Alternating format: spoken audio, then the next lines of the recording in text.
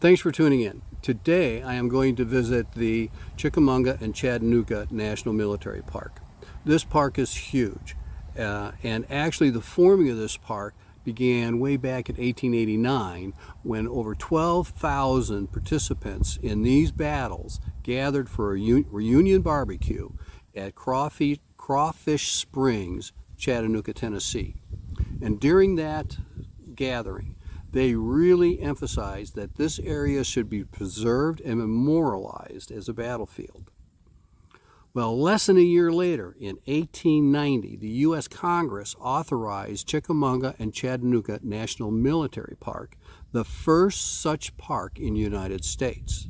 This park actually has 6 different areas. It has the Chickamauga Battlefield, it has the Lookout Mountain Battlefield, Missionary Ridge Battlefield, Moccasin Bend archaeological site, I have a tough time with that, Signal Point Battlefield, and Orchard Knob. So this park is probably going to take me several episodes to fully cover this whole park. So thanks for tuning in. Let's get started.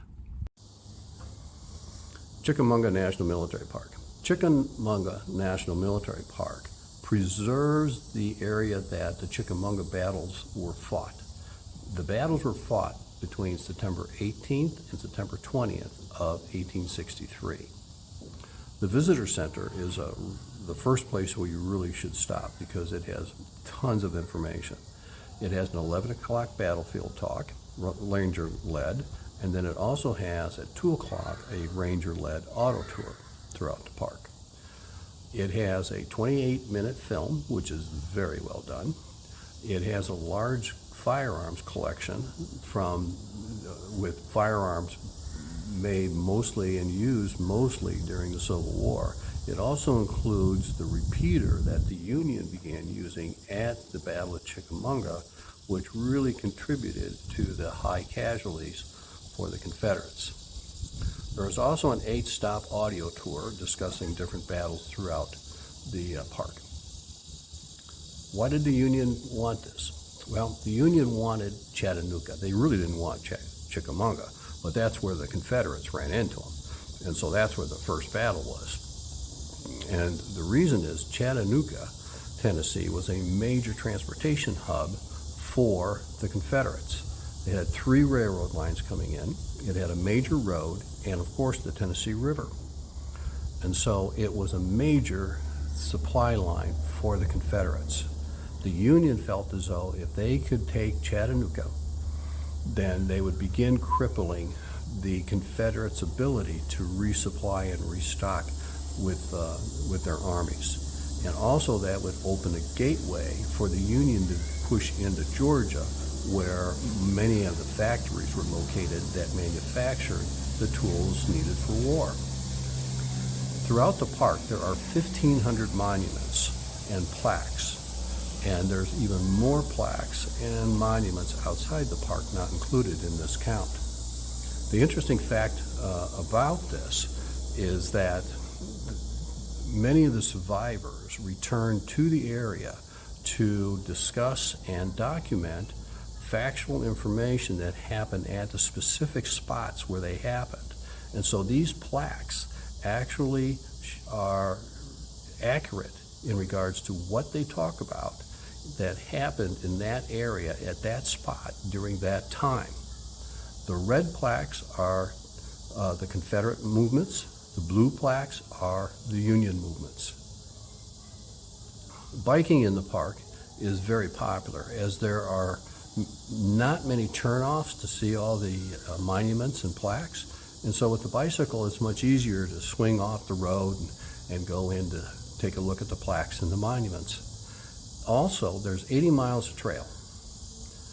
In those trails are also monuments and plaques that are only accessible by trail, either walking, biking, and some are even open to horseback, which is really cool. The information on these plaques is factual. It's not conjecture. There are 80, I already mentioned that there's 80 miles of trail. I already mentioned that, so I don't need to mention that again. There are 256 cannons. All the cannon metal parts are original. The wood, not. but everything else on those cannons is original. The wooden parts naturally had to be redone after so many years. Chickamauga was the third bloodiest battle during the Civil War. Let's take a look at the casualties. On the Confederate side, killed during battle, 2,312. Wounded, many who died later from their wounds, 14,674. Missing, 1,468, for a grand total of 18,454. On the Union side, killed, 1,657. Wounded, many again died later, 9,756. Missing, 4,757, for a grand total of 16,170. For a grand total from both sides during this three-day battle, 34,624 casualties, where men were injured in some way or missing altogether during the battle. So stay tuned for the rest of the video while I have a little bit of a photo montage of different areas around the park. Thanks for tuning in. May all your seas be calm. Take care.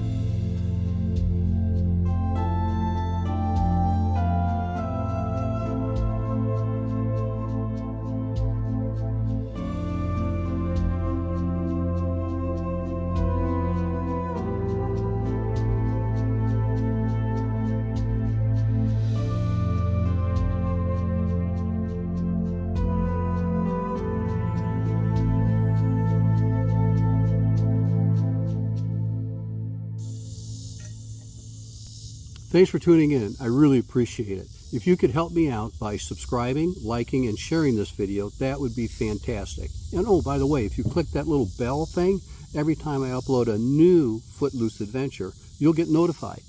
Thank you.